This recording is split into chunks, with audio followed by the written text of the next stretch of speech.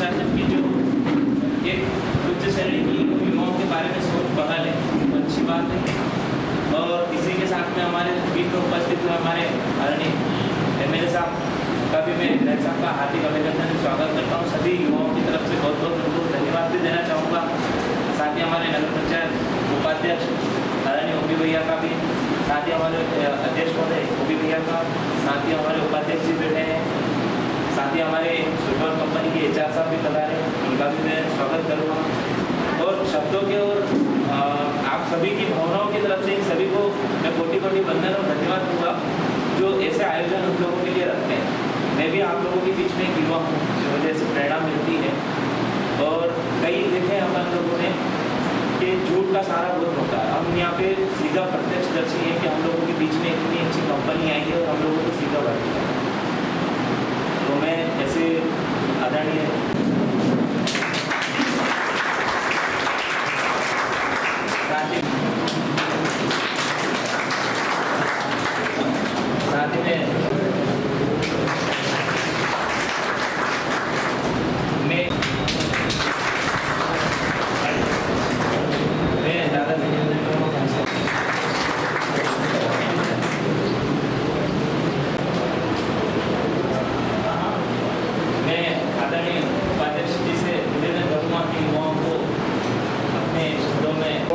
हमारी केंद्र सरकार, प्रदेश सरकार और हमारे लोकप्रिय विधायक साहब और हमारे नगर पालिका अध्यक्ष संतोष ओपी गहलोत जी के नेतृत्व में आज ये कार्यक्रम यहाँ किया जा रहा है। मैं सभी युवाओं को भी बहुत बहुत बधाई और शुभकामनाएं देता हूँ। आप सभी मन लगा करके इसमें अपना इंटरव्यू दें और इस रोजगार के अंदर आपका रोजगार मिले इस कंपनी में, और आप मन से अच्छे ढंग से वहाँ कार्य करें ताकि आपका भी नाम हो और हमारे नागदा का भी नाम हो कि नागदा के अपने बच्चों का इस कंपनी में सिलेक्शन हुआ है। इसलिए पुनः आप सभी को धन्यवाद देता हूँ। बहुत बहुत धन्यवाद। प्रसन्नता के विषय की बहुत प्रतिष्ठित कंपनी हमारे नागदा शहर में आई, और नागदा शहर में हमारे आसपास के जितने भी युवा हैं जो पढ़े लिखे शिक्षित उनको रोजगार देने के काम के लिए ये आज ये शिक्षण शिविर यहाँ पर भर्ती शिविर लगाया है। मैं बधाई देना चाहूँगा सुपर कंपनी के HR को, राजेंद्र को, उन्होंने नागदा शहर को चुना और नागदा शहर के तमाम युवाओं को जो उनके सपने हैं, जो उनके माता पिता ने जिस मकसद से उनको पढ़ाया, उनका सपना था कि बहुत अच्छी कंपनी जाके हमारे बच्चे काम करें और उनके परिवार का पालन पोषण करें। उसी तालुका में सुल्तान कंपनी आज यहाँ भर्ती करने आई है। निश्चित ही हमारे शहर के युवाओं के लिए और पूरे विधानसभा क्षेत्र के युवाओं के लिए बड़ा ही प्रसन्नता का विषय कि स्वयं कंपनी बहुत बड़ी कंपनी सुल्तान कंपनी, आप सब जानते होंगे सुल्तान कंपनी अपने भारत में ही संपूर्ण विश्व में पवन चक्की रीति उसका निर्माण करते हुए बड़ा कारखाना पटना भर उन्होंने डाला और हमको काफ़ी सारे अपने युवा जैसे युवा लड़कों की आवश्यकता है। तो मैं समझता हूँ निश्चित ही आपके लिए बहुत अच्छा सुनहरा अवसर है। आज HR साहब की कंपनी यहाँ पर उपस्थित है। मैं परमपिता परमेश्वर से कामना करूँगा कि आप जितने भी यहाँ लड़के आए, जितने भी आप युवा यहाँ आए, जितने दोस्त यहाँ आए, आप सबका चयन हो, आप अपने सपने को और बुलंदी दें। इस कंपनी के माध्यम से अपने परिवार का पालन पोषण करने में निश्चित ही ये कंपनी आपका सहयोग प्रदान करेगी। और जो हमारे माननीय प्रधानमंत्री जी का सपना है, जो हमारे माननीय मुख्यमंत्री जी मोहन यादव जी का सपना है कि हमारे हर युवा को काम मिले, हमारे हर युवाओं के हाथों को रोजगार मिले, निश्चित ही उनके सपने को साकार करने में कंपनी एक बहुत ही वरदान साबित होगी। मैं एक बार पूर्ण आप सबके लिए, आपके परिवार के लिए और आपके उज्जवल भविष्य की शुभकामना करता हूँ और प्रार्थना करता हूँ कि आप सबका चयन हो और आप इस कंपनी में जो भी उच्च पद हो उस पद पर पहुँचे तो कंपनी का भी नाम रोशन करे, हमारे भारत देश का भी नाम रोशन करे, अपने परिवार का भी नाम रोशन करे। और मैं विधायक जी को, माननीय विधायक जी को बहुत बहुत धन्यवाद देना चाहूँगा। जब विधायक जी से बात हुई, विधायक जी का निश्चित ही हमारे युवाओं के लिए अच्छा अवसर है और मैं स्वयं आऊँगा वहाँ युवाओं को प्रेरणा से मतलब उनको मार्गदर्शन दूँगा। तो ये हमारे लिए एक बहुत ही अच्छा विषय है कि माननीय विधायक जी आप सब युवाओं के लिए इतना अच्छा सोचते हैं। सुदृढ़ कंपनी को बुलाकर यहाँ पर आप सब युवाओं के लिए रोजगार की जो व्यवस्था करी है, माननीय विधायक जी को भी मैं बहुत बहुत धन्यवाद देना चाहूँगा कि पूरी विधानसभा में जिस प्रकार विकास के कार्य अनवरत चल रहे हैं, युवाओं को रोजगार मिले, इस दिशा में भी हमारे माननीय विधायक जी इस प्रकार के रोजगार मिले अवसर है, इस प्रकार के रोजगार कंपनी को बुलाकर आप युवाओं को रोजगार देने का जो कार्य कर रहे हैं। निश्चित ही मैं पूरी नगर पालिका परिषद की ओर से नागदा शहर की तमाम जनता की ओर से माननीय विधायक जी को धन्यवाद देना चाहूँगा और परमपिता परमेश्वर कामना करूँगा कि ईश्वर ने खूब ऊर्जा शक्ति प्रदान करें ताकि जितने भी हमारे बेरोजगार युवा हैं, कोई बेरोजगार नहीं रहे, सबको रोजगार मिले, सबका परिवार सुरक्षित चले, ऐसी कामना करता हूँ। आज बहुत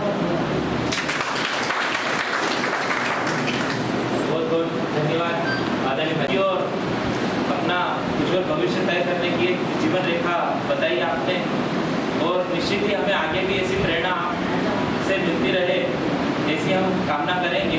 और ऐसे आयोजनों के माध्यम से निश्चित ही कहीं न कहीं बड़ी उपलब्धि पर पहुँचेंगे, तो हमारे शहर का भी नाम होगा और अपने भारत देश में एक अच्छे पीढ़ी के और युवाओं को स्वरोजगार।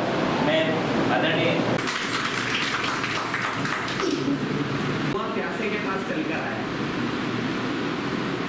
आमतौर पर होता ये है कि हम ग्रेजुएशन या कोई डिग्री लेने के बाद नौकरियों के लिए चक्कर लगाते हैं, नौकरियों को ढूंढने का काम करते हैं।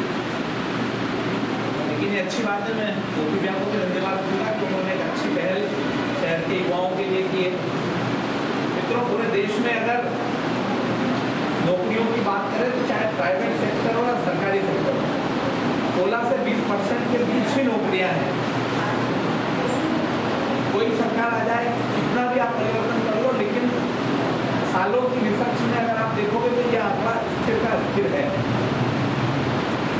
और उन 16 से 20% लोगों में अगर हमको अवसर मिल रहा है तो ये हम सबके लिए सौभाग्य की बात है। आप में से कई लोग ऐसे होंगे जो पहली बार किसी कंपनी में काम करने जाएंगे। मैं आप सबके प्रति शुभकामनाएं व्यक्त करता हूँ और आप सबसे ये आग्रह करता हूँ कि जब हमको नीड होती है, जरूरत होती है पहले दिन, तो हम कुछ भी करने के लिए तैयार हो जाते हैं।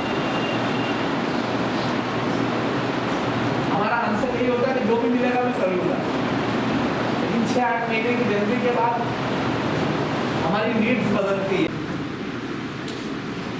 और माननीय महानुभाव कंपनी के जो HR और अन्य अधिकारी आए हैं, उनको धन्यवाद दे सकता हूँ कि आपने हमारे नगर में आकर इसी स्तर पर आपकी आवश्यकता के अनुसार, कंपनी की आवश्यकता के अनुसार आपने युवाओं को चयन करने का, उसमें प्रतिभागी बनने का अवसर आप लोगों को यहाँ पर दिया। पिछले कई दिनों से किसी न किसी माध्यम से आप लोगों का हमारा संपर्क का अभियान था और हम चाहते थे कि आप लोग यहाँ पर आए और आकर यहाँ के युवाओं को और यहाँ के आसपास के युवाओं को यहीं पर आपसे मिलने का अवसर मिले, आप उनकी प्रतिभा का चयन यहीं पर कर लें। उन्होंने हमारी बात को सुना भी, समझा भी और नागदा में आज आकर इस युवा कैंप के माध्यम से, युवा संगम के माध्यम से आप लोगों के साथ आपका पंजीयन करके और आपका इंटरव्यू लेने का काम कर रहे हैं। देखिए, मेरा दृष्टिकोण बहुत अलग होता है। व्यक्ति शौक में करता है, व्यक्ति मजबूरी में करता है। आप में से कई बच्चे ऐसे होंगे जिनको अपनी पढ़ाई के अभी और नए आयामों को छूना बाकी है, लेकिन उनकी मजबूरी है कि घर पर किसी न किसी को कमाने की अत्यंत आवश्यकता है। जब वो कमाएंगे तो परिवार का खर्च भी चलेगा और उनकी पढ़ाई का खर्च भी निकलेगा। वो रेगुलर नहीं पढ़ पाएंगे, प्राइवेट पढ़ेंगे। कई बच्चे इसमें के भी हो सकते हैं, कई बच्चे इसमें के भी होंगे जिन्होंने अपनी पढ़ाई को पूरा कर लिया होगा और अभी तक किसी रोजगार के अवसर को चाहने के बाद भी प्राप्त नहीं कर पाएगा। कई लोग ऐसे भी होंगे जो पढ़ना चाहते भी होंगे, लेकिन पढ़ने का अवसर उनके लिए नहीं बन पाया और बीच में ब्रेक लग गया। अब उनके पास एक ही है कि अब जितनी भी योग्यता हम अर्जित कर पाए की है, लेकिन अब कुछ ना कुछ पैरों पर खड़े होने का अवसर बन जाए। पर मेरा ये जो आपकी शुरुआत के लक्ष्य को लेकर आप आए, मैंने पहले ही आपको शुभकामनाएं दी, लेकिन इस सबके लिए जो जरूरी पक्ष है उसके लिए भी मैं चर्चा करना चाहता हूँ। काम कोई भी बुरा नहीं होता, काम कोई भी बुरा नहीं। जिस व्यक्ति को ये लगता है कि ये काम मेरे स्तर का नहीं है, आप ऊपर जाने की कल्पना रखिए, आप ऊपर बढ़ने का सपना देखिए, लेकिन वर्तमान में आपको जो काम मिला है ये आपके ऊपर लक्ष्य पर पहुंचने की प्रथम सीढ़ी हो सकती है।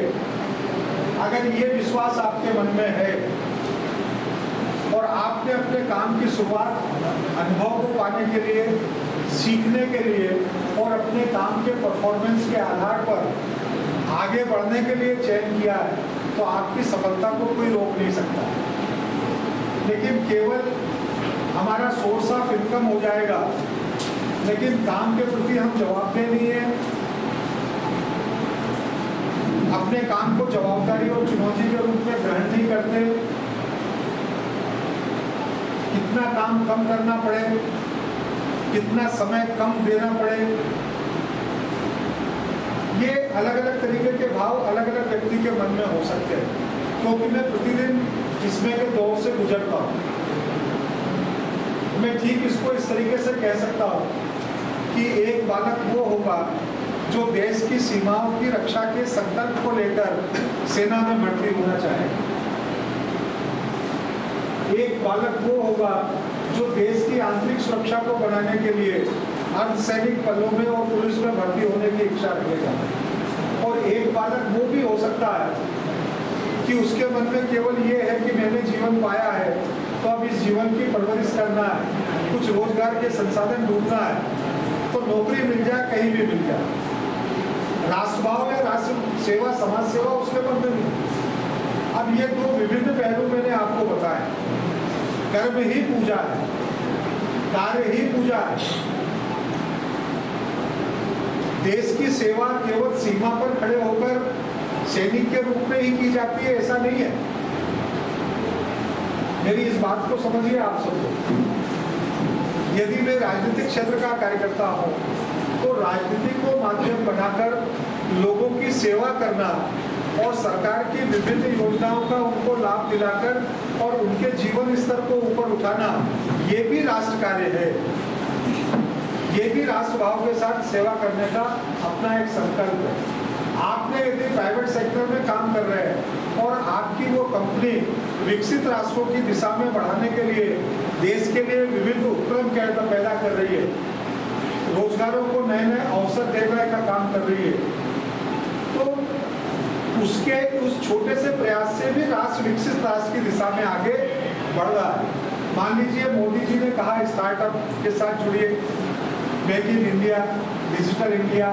अब ये जो मोदी जी का सपना है, उनकी इन सारी बातों के साथ यदि हम जुड़ते हैं और जुड़कर कार्य करते हैं, तो ये भी राष्ट्र की सेवा है।